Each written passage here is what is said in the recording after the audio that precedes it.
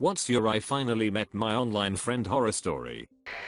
Back during WoW's second expansion, there was this guy in my guild I'd become friends with mostly through other friends. We talked more and more over time and became fairly close. He had this whole roommate, and I could hear the guy sometimes, especially when something went wrong during a raid.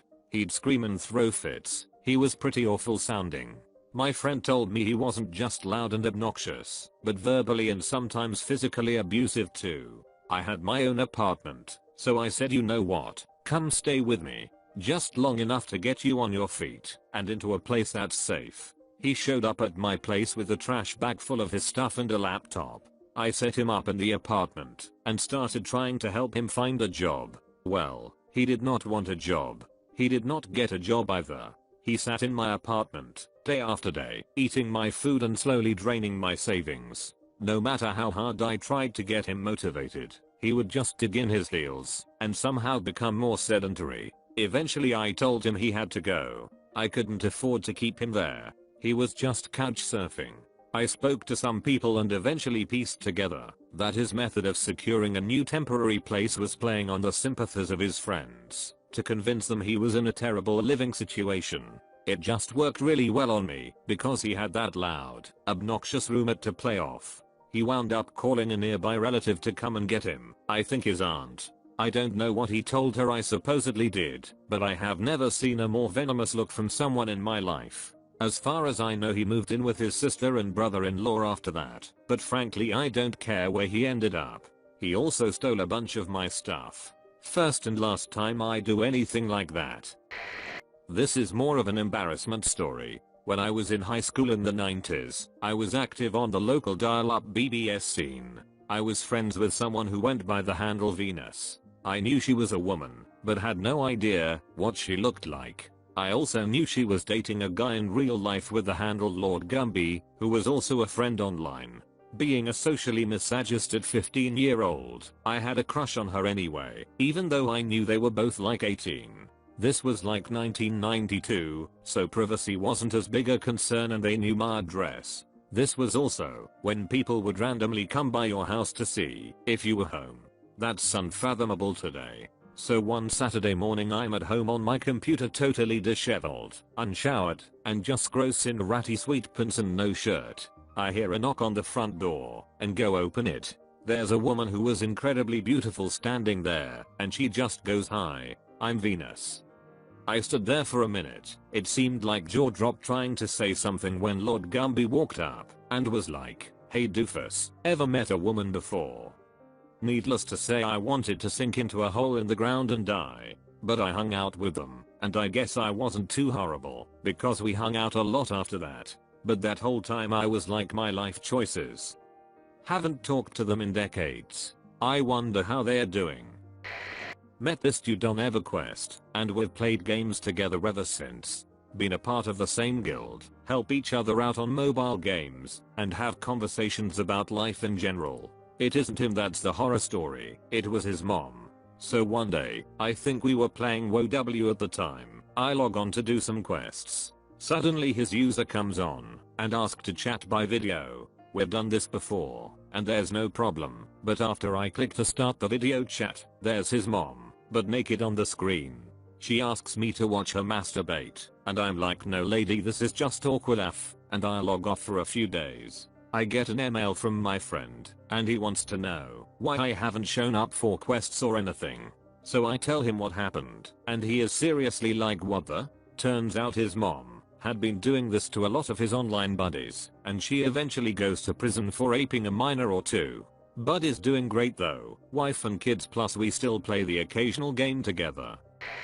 A guy in a forum for a specific hobby would talk to me a lot, but never revealed his real identity. Until out of the blue he suddenly asked me to please come to see him in hospital, where he died a few weeks later. Guy I knew in college met a girl online, and spent every day talking about her. She lived about 6 hours away, so he planned to take a semester off and pursue this relationship. He got a job in her town and asked if I'd help him move out there, since my car would hold more than he could take on a bus. I had a long weekend off and figured, why not? A road trip could be fun. I'd drive him out as a goodbye present, and the way back I planned to visit Yellowstone. Well, we arrive, and it turns out he doesn't have an apartment lined up and he found a job posting in his girlfriend's town. He hadn't actually gotten the job, or even applied yet. I make a bunch of phone calls, and find him a room to rent that will let him move in that day with just first, last, and deposit, even without a job. I'm tired and disgusted with his lack of planning, but figure it's worth staying the night, and trying to end things on good terms with my buddy. Then he breaks down, and confesses that he hasn't actually met this girl. The nights he spent video chatting with her were really just him watching her vlog and jacking it. They've never talked, never texted, never even emailed. Hell, he's never even left so much as a comment or like on one of her videos. She genuinely didn't, still doesn't, know he existed. His plan was to hang out at this game shop she talks a lot about until she showed up, and somehow create a relationship from that.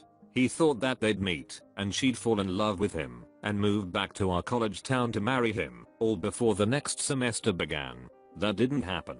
Instead, I made my buddy buy a bus ticket for his ride back to school and left.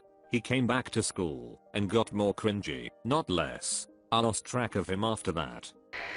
I met a guy online, we really got on, and he came over a few times, so we could hang out.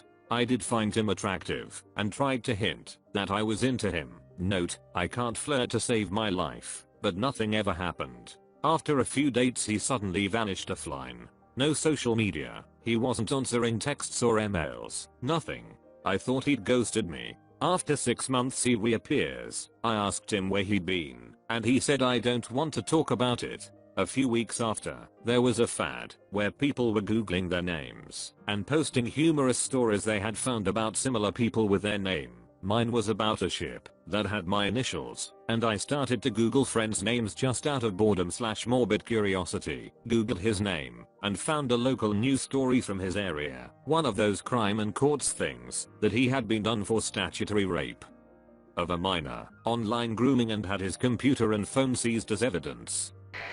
This is way back in the mid-90s.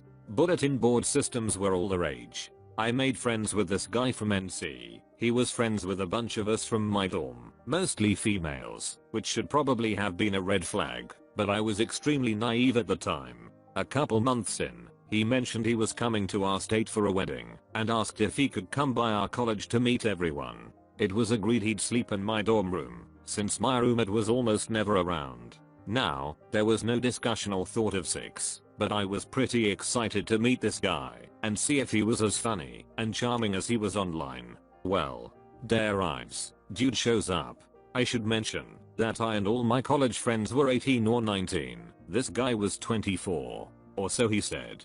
Guy looked like, and I'm not exaggerating, a cancer patient. Pale gaunt features, long greasy pale blonde hair, except where he was bald on top, and just generally looked like he was about to die, or he was dressed as a gal for Halloween.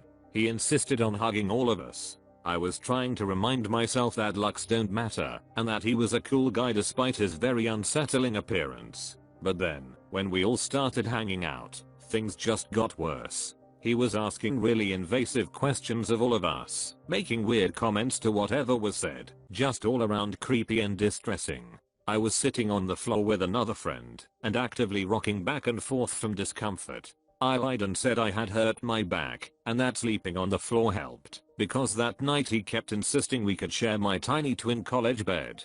Nope nope nope nope nope. Last time I ever met anyone from that site. He and I were part of the same forum many years ago. He was dealing with his issues, and I was dealing with mine. I think we both went there to escape, where people wouldn't judge. Also, because we were bored.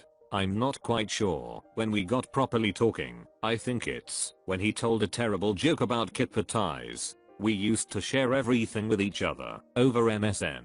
I'd give him advice about his love life and he'd listen to all my ups. It took quite a few ups before we eventually met up. I think I already knew we were in love, but seeing him in person really cemented it. We decided to give it a go, even though we lived 300 miles away from each other. We had a lot of ups and downs. I was distant. He lived with his ex-girlfriend for a bit, even though she didn't have a job and couldn't afford her half of the rent. The same ex-GF who I'd given him advice on, who he had nicknamed Trouble, and liked to claim she was pregnant every so often. We got over that, along with many other things, and finally moved in with each other. I thought our issues were gonna be solved when there was no distance between us. Ends up, we were just very different people who wanted very different things, and the distance wasn't gonna change that. We broke up after 3.5 years together. None of that's the horror story. Not the way he treated me, not the fact he probably cheated on me, not that I wasn't a priority and used to cry myself to sleep. About 1.5 years after breaking up, he gets back in touch and we talk like it was in the beginning, when we were friends. After a few weeks, he asked if I want to get back together. I said no. I told him that he'd broken my heart again. The next day, I got a phone call from his work, because I was still his emergency contact, asking me if I knew where he was, because he hasn't turned up. The police got in touch too. The last phone call that day was from his mum, to let me know that he'd killed himself. After 4+ years of playing WoW together and chatting, online and on the phone, he invited me to visit him in Australia. I figured it was safe, since I'd known him for quite a while, and had never gotten any weird vibes, no flirtation, no creepiness, nothing. 2 days into my very clearly stated platonic visit, he tried to rape me. I ditched all of my stuff, except what I had in a small duffel bag, and took off, traveling on my own for the 2 weeks until my flight home. A few months later, I received an unsigned postcard from the Gold Coast that just said, "Thinking of you," with a smiley face. I used to play a war game, and I was friends with this other person, was a guy, and we became good friends, and talked and all. Then out of the blue, he asked me to be his girlfriend. He was a truck driver in the USA, and I was only 12. It freaked me out a lot, and I ghosted him. It was a terrifying experience, and a real eye-opener for me. I used to play WoW with my now ex. Our guild leader actually wound up moving to our state with his wife. My ex and I broke up before we got the chance to hang out with the guy, and right after the breakup, he messaged my ex essentially asking if it was cool if he and his wife got me drunk and took advantage of me. Ex showed me screenshots when I was getting my stuff from his place, and I cancelled my plans to meet the guy and his wife. My ex had been physically abusive and broke up with me to date the girl he cheated on me with. I'd tried leaving before, but he'd fake suicide attempts, and I was so scared he'd go through with it, so I stayed. Even though he was in a new relationship, he tried to keep tabs on me and control me, but I saw it as my chance to escape. I happened to move right after we split, and he didn't know my new address. I blocked him on everything. Somehow he kept getting information on me though. Turns out the guild leader was feeding him everything. I hadn't deleted the guy off Facebook, cause I figured he was only a problem in person. When I confronted him over Messenger, bringing up the abuse, and the guy said he choked you because you guys were arguing, and he was afraid he wouldn't get the chance to speak. He still loves you. Side note, the choking was cause I was defending myself against accusations of cheating, which I hadn't done. We were friends online for years. We'd meet up every so often, and when we started families we'd meet up and take the kids to the zoos or whatever.